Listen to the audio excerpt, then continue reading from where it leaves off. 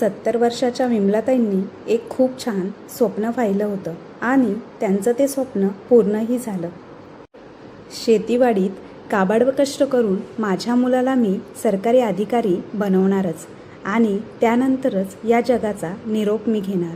कितीही संकट आली, कितीही त्रास झाला, तरीही माझ्या डोळ्यासमोर माझ्या मुलाला मला लाल दिव्याच्या गाडीत आणि त्या अधिकाऱ्याच्या खुर्चीत बसलेलं बघायचं आहे. हा एका आईचा हट्ट आहे, जिद्द आहे आणि ती कोणत्याही परिस्थितीत पूर्ण होणारच. असं स्वप्न पाहणाऱ्या विमलाताईंचं स्वप्न तर पूर्ण झालं. परंतु अचानक मरणाच्या दारात असलेल्या विमलाताईंबरोबर असं काय घडलं? त्यांच्या हातात मरताना एक पत्र सापडलं. काय होतं पत्र्यामध्ये हे आपण खालील कथेमध्ये पाहूया. अमनच्या हातामध्ये आईचं शेवटचं पत्र पडलं आणि सगळं काही बदललं. आईचे शेवटचे पत्रामधले भाव ऐकून आणि ते सत्य ऐकून आम्हाला खूप मोठा धक्का बसला. कारण की माझी आई खरी असून देखील तिला खोटं ठरवून मृत्यूला सामोरं जावं लागलं. परंतु आयुष्याची गाडी थांबवताना आईने पत्रामध्ये जे वाक्य लिहिले होते ते वाचून अमनला खूप त्रास होत होता आणि अशा व्यक्तीने आईवरती उपकार केले होते की त्यामुळे आईने तिची थोडीफार जी काही प्रॉपर्टी, गावाकडचं घर होतं, ती सगळी प्रॉपर्टी त्या व्यक्तीच्या नावावरती केली आणि अमनने देखील आईच्या इच्छेसाठी ती प्रॉपर्टी त्या व्यक्तीला दिली. परंतु नक्की ती व्यक्ती कोण होती आणि आईचा आणि तिचं काय नातं होतं? 70 वर्षाची आई गावात सर्वांना ओरडून ओरडून सांगत होती, माझा मुलगा जिल्हा अधिकारी झाला, माझा मुलगा खूप मोठा साहेब झाला, आता माझा मुलगा 4 चाकी गाडीवरून लाल दिव्याच्या गाडीत फिरणार आहे. सगळी माणसं माझ्या मुलाला वाकून नमस्कार करतील, साहेब साहेब म्हणून त्याच्या मागे पुढे फिरतील. मित्रांनो, सामान्य कुटुंबामध्ये आणि त्यातल्या त्यात शेतकरी कुटुंब असेल तर त्यामधून मुलाला शिकवून अधिकारी बनवणे इतकी सर्वसामान्य गोष्ट नव्हती. परंतु अमनला त्याच्या आईवडिलांनी इतके कष्ट करून शिकवून खूप मोठा साहेब बनवलं आणि याचा अभिमान त्याच्या आईवडिलांना खूप मोठा होता. अमन देखील संस्कारी आणि आईवडिलांच्या शब्दापुढे जाणारा नव्हता. अमनला आता नोकरी तर लागली होती, भरपूर पगाराची नोकरी होती. म्हणून लवकरच अमनसाठी लग्नाची स्थळं येण्याची सुरुवात झाली आणि पाहता पाहता अमनचं लग्न देखील झाले. परंतु अमन नोकरीसाठी शहराच्या ठिकाणी होता आणि त्याचे आई बाबा गावी राहायचे. परंतु अचानक एक दिवस बाबा जग सोडून गेले आणि आई एकटी पडली. एकटीने दिवस काढणे सोपे नव्हते. तरी देखील अमनची आई त्याच्याशिवाय एकटी गावात राहून त्यांचा स्वतःचा उदरनिर्वाह करत होती. आईचे शेवटचे पत्र आणि सगळं काही बदललं. सकाळी 10 वाजले होते. 70 वर्षाच्या विमलाताई फक्त चहा घेऊन बसल्या होत्या. तेव्हा शेजारची बाई येऊन तिला म्हणाली, विमलाताई कशी आहेस? विमलाताई म्हणाली, तुला कसं वाटतं ताई? आता तुझे वय झाले आहे की जोपर्यंत आयुष्य आहे तोपर्यंत आजार सावलीसारखे तुला चिटकूनच राहतील. शेजारची बाई म्हणाली, तू शहरात तुझ्या मुलाकडे आणि सुनेकडे का जात नाहीस? संपूर्ण कुटुंब सोडून इथे एकटी राहण्यात काय अर्थ आहे? तुमचा मुलगा अधिकारी आहे आणि तो तुमची खूप चांगली काळजी घेईल. विमलाताई म्हणाल्या, ताई मला गावात काही अडचण नाही. मी सकाळी लवकर उठून 4 पोळ्या तयार करून ठेवते. संपूर्ण दिवस आरामात जातो. कोणाला कोणताही त्रास होत नाही. फक्त एकच अडचण अशी आहे की हा डोंगरासारखा दिवस बसून बसून जात नाही. मला बसून बसून कंटाळा येतो, म्हणून मी झोपून राहते. दिवसभर हे असेच चालते. मग शेजारच्या बाईने सहानुभूती व्यक्त केली आणि विमलाताईंसोबत खाटेवरती बसली आणि म्हणाली, हो विमला, ही आयुष्यातील सर्वात मोठी समस्या आहे.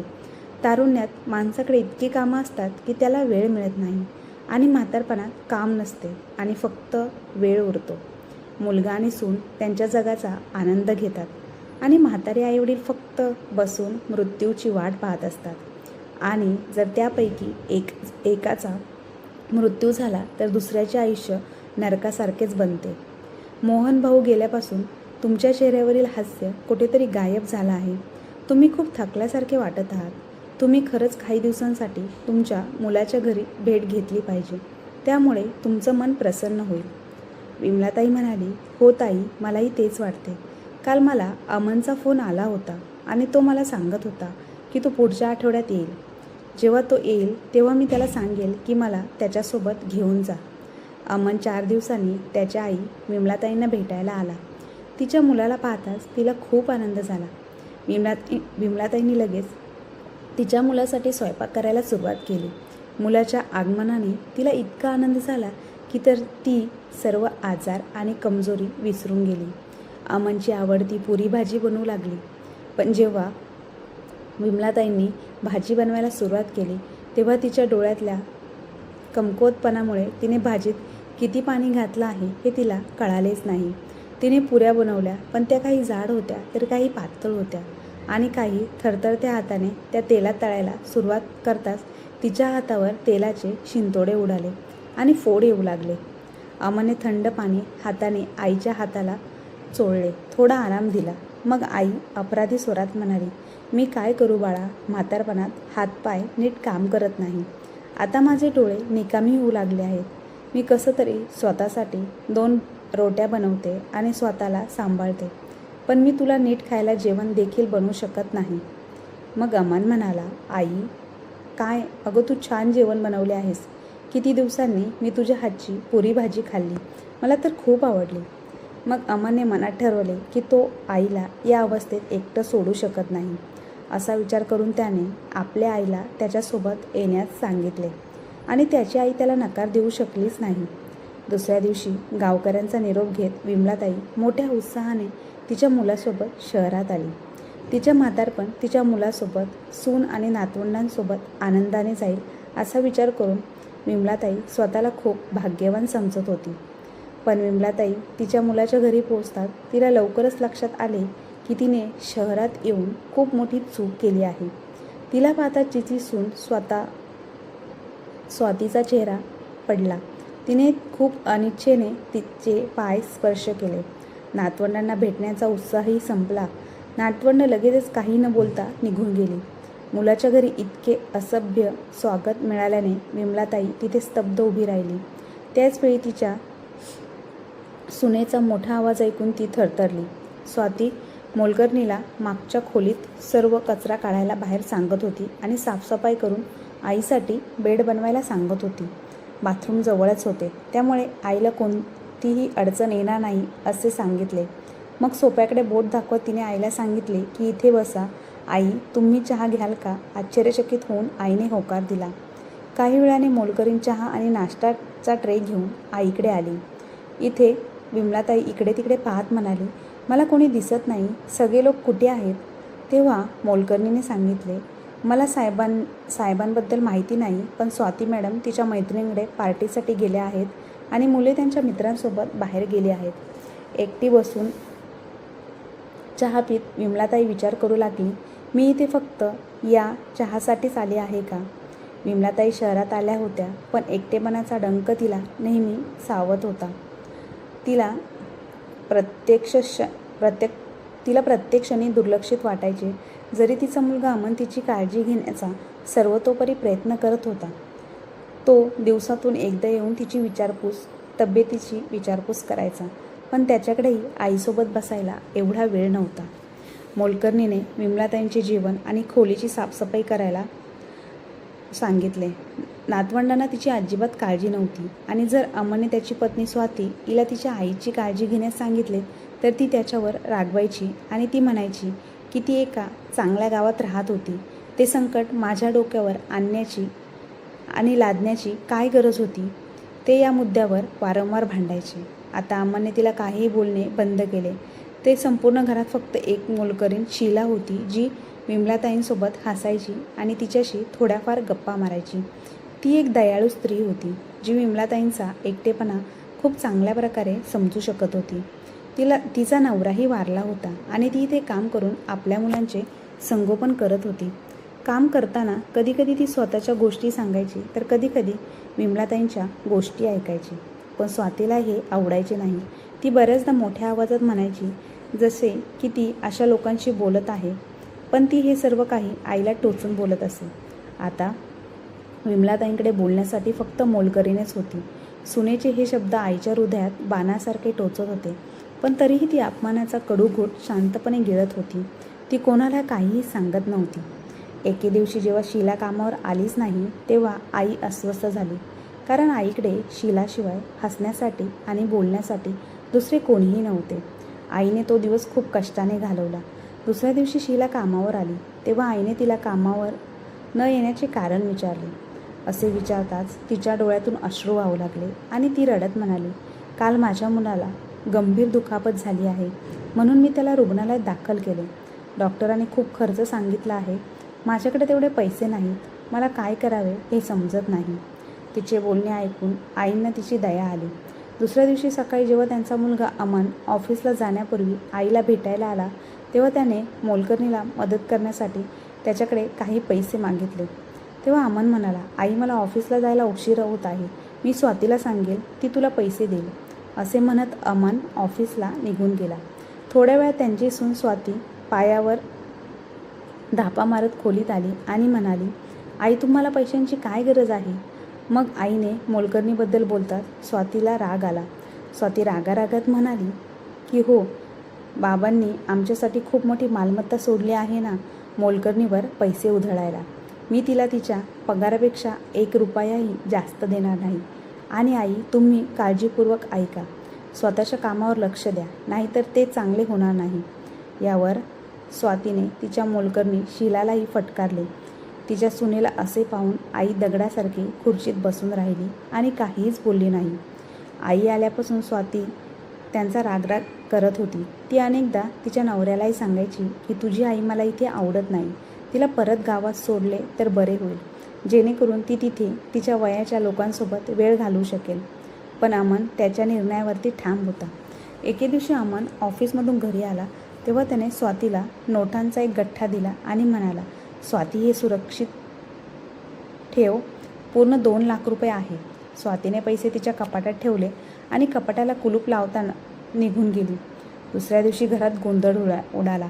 अमनने त्याच्या पत्नीकडे पैसे मागितले तेव्हा स्वाती म्हणाली, मी कपाटात पैसे ठेवले होते, पण आता मला ते पैसे सापडत नाही. मग अमन म्हणाला, तू कुठेतरी दुसरीकडे ठेवले असतील, नीट बघ. घरातील पैसे कुठेच जाणार नाहीत. मग स्वातीने आईकडे वळून पाहिले आणि म्हणाली, मुले पैसे उचलू शकणार नाहीत. आता आमच्या दोघांशिवाय या घरात फक्त एकच व्यक्ती उरली आहे जो पैसे उचलू शकते. आणि काही असो, काही दिवसांपूर्वी तुझी आई शीलाला पैसे देण्यासाठी तुला पैसे मागत होती. स्वातीचे असे बोलणे ऐकून अमन खूप रागवला आणि ओरडला, स्वाती तू तुझ्या मर्यादा ओलांडत आहेस. माझ्या आईबद्दल असा विचार कसा करू शकतेस? माझी आई तिच्याच घरातून पैसे का चोरेल? आणि माझे काही आहेत ते सगळेसुद्धा आहेत. अमन खूप काळजीत होता की पैसे कुठे गायब होऊ शकतात. दोघांनी संपूर्ण घर शोधले पण पैसे कुठे सापडले नाही. मग स्वाती म्हणाली, अमन एकदा माझा आई आणि तुझ्या आईची खोली शोधून काढ. मला वाटते पैसे तिथेच सापडतील. जर तू शोध घेतला नाहीस तर मी शोधेन, असं म्हणत स्वाती आईच्या खोलीत शिरली. मग आई म्हणाली, स्वाती तू काय करत आहेस? तू माझे सर्व सामान इकडे तिकडे का फेकत आहेस? मग स्वाती म्हणाली, आई आज सत्य उघड होऊ दे. असं म्हणत स्वातीने आईचे कपाट उघडले आणि सर्व कपडे जमिनीवरती फेकले. त्याचवेळी नोटांचे 2 गठ्ठेही बाहेर आले. हे पाहून अमनला धक्का बसला आणि तो घाबरून म्हणाला, आई मी स्वप्नातही कल्पना केली नव्हती की तू असं काही करशील.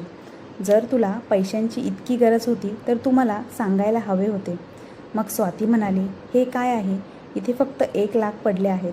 मला वाटते की तुमच्या आईने उरलेले 1 लाख रुपये मोलकरणीला दिले असतील. मग शीला म्हणाली, नाही मॅडम, आम्ही नक्कीच गरीब आहोत पण चोर नाही.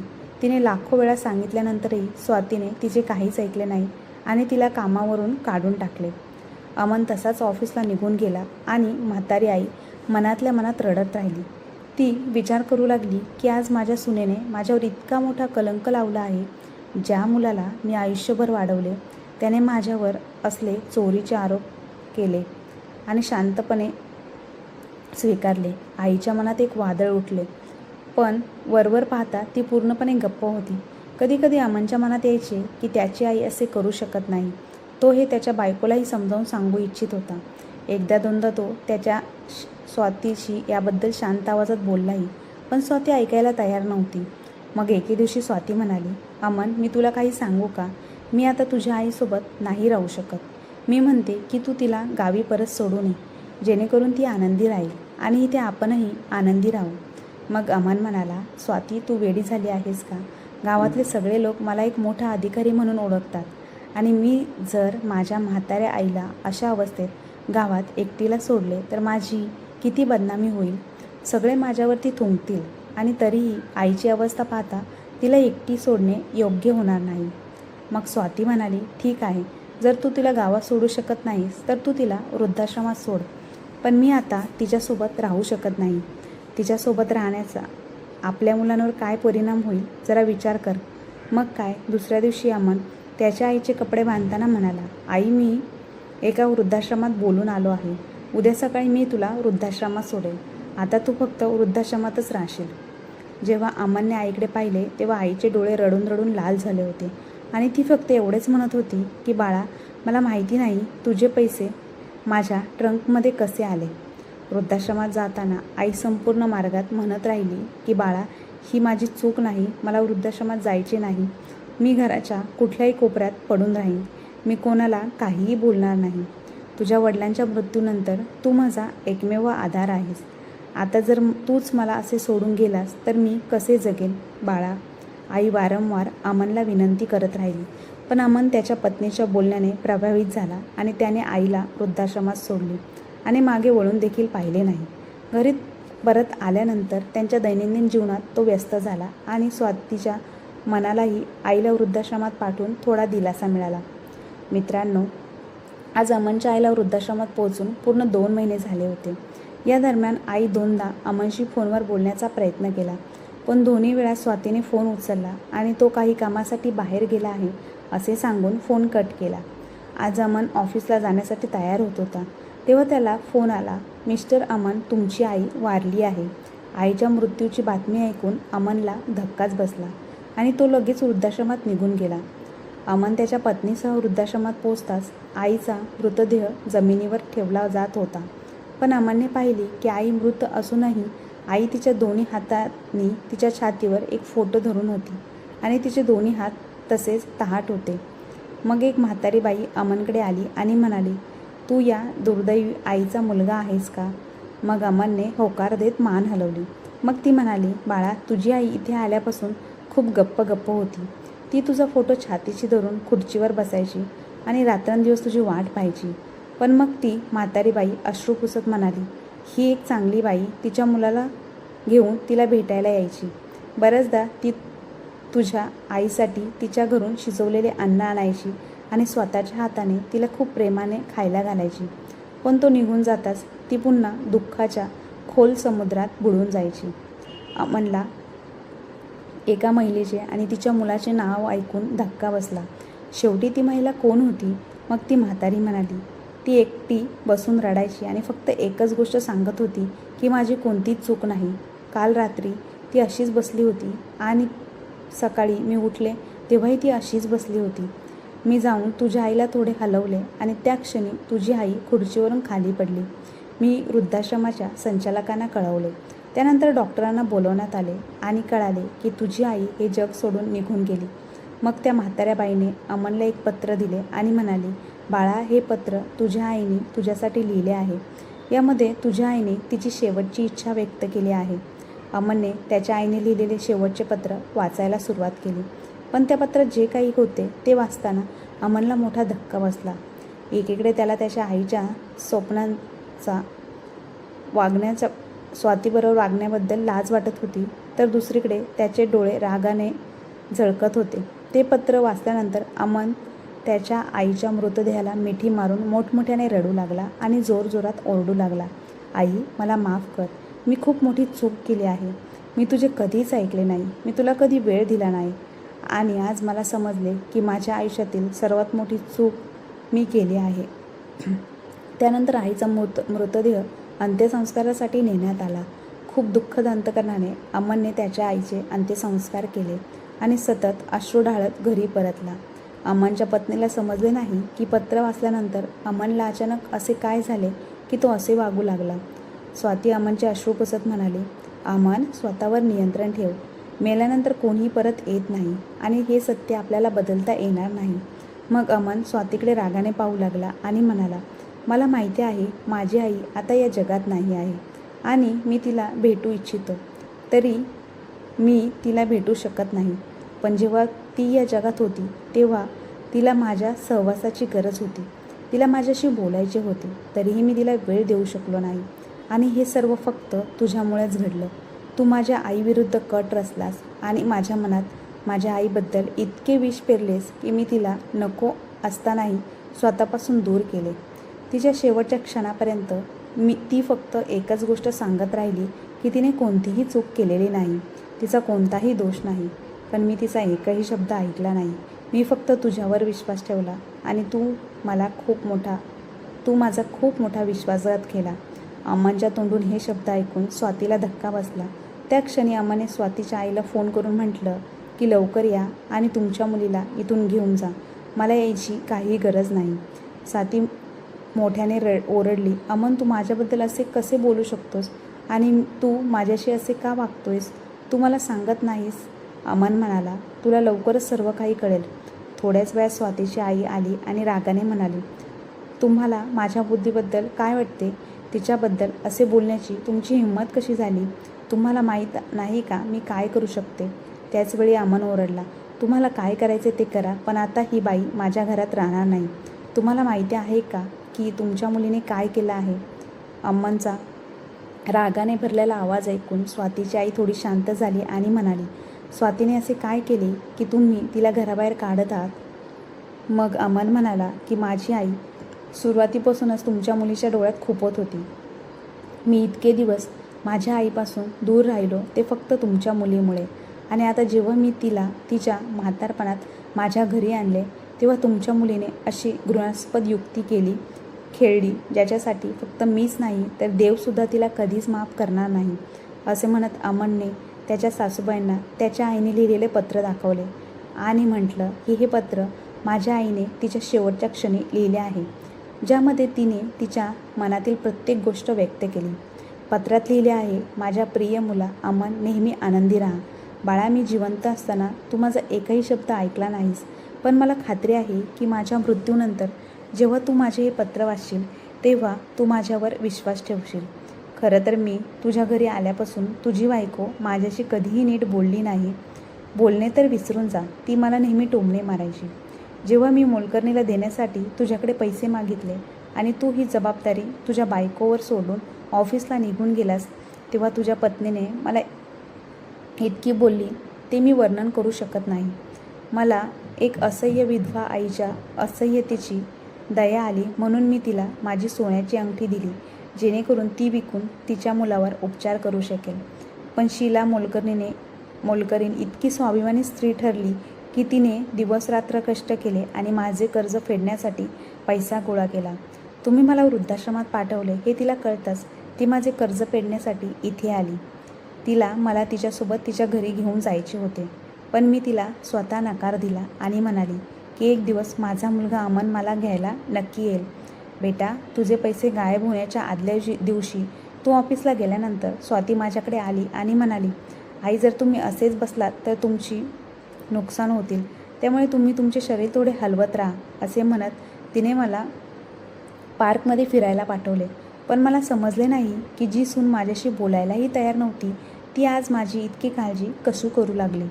ती माझ्याशी इतकी गोड का बोलत होती? मला माहिती नव्हते की माझी सून माझ्याविरुद्ध अशी युक्ती खेळू शकते की मी गेल्यानंतर ती तुझे पैसे माझ्या ट्रंकमध्ये ठेवेल आणि माझ्यावरच आणि तिच्या मोलकरणीवर चोरीचा आरोप करेल. पत्र वाचत असताना अमन रडू लागला आणि मग म्हणाला, सासूबाई, मला माहिती होते तुमच्या मुलीला माझी आई आवडत नव्हती, पण मला माहिती नव्हते की तिच्यापासून सुटका मिळवण्यासाठी इतके नीच कृत्याला बळी पडेल. मग स्वातीची आई म्हणाली, माझी मुलगी हे करू शकत नाही. मग अमन म्हणाला, हे अगदी खरं आहे सासूबाई, आणि हो, त्या दिवसाची गोष्ट आहे जेव्हा तुम्ही तुमच्या मुलीला सोन्याची चैन दिली होती. सोन्याच्या साखळीचे नाव ऐकताच स्वातीची आई म्हणाले, नाही बाळा, मी स्वातीला कोणतीही सोन्याची चैन दिली नाही. मग अमन म्हणाला, ठीक आहे, तुमच्या मुलीला विचारा. हे ऐकून स्वातीला घाम फुटला. मग अमन म्हणाला, खरं सांग स्वाती, तू ती साखळी त्याच 1,00,000 रुपयाची विकत घेतलीस जी गायब झाली होती. हे ऐकून स्वातीचा भाऊ आणि वहिनी तिच्याकडे आश्चर्याने पाहू लागले. सर्वांच्या नजरा स्वातीवर होत्या, पण स्वाती डोळे खाली करून शांत उभी राहिली. मग स्वातीच्या आईने रागाने तिच्या तोंडावर एक चापट मारली. मग अमन म्हणाला, मीच तो मूर्ख होतो ज्याने माझ्या आईचा एकही शब्द ऐकला नाही. मी तुझ्या प्रेमात इतका आंधळा झालो होतो की मला दुसरे काही दिसत नव्हते. मला तर वाटलंही नव्हतं की स्वातीने आईच्या ट्रंकमध्ये पैसे लपवले आहेत आणि पैसे चोरीला गेल्याचा आरोप ती माझ्या आईवर घेईल आणि मी मूर्ख हिच्या शब्दात अडकून स्वतःच्या आईवर अविश्वास दाखवला. देव मला कधीही माफ करणार नाही.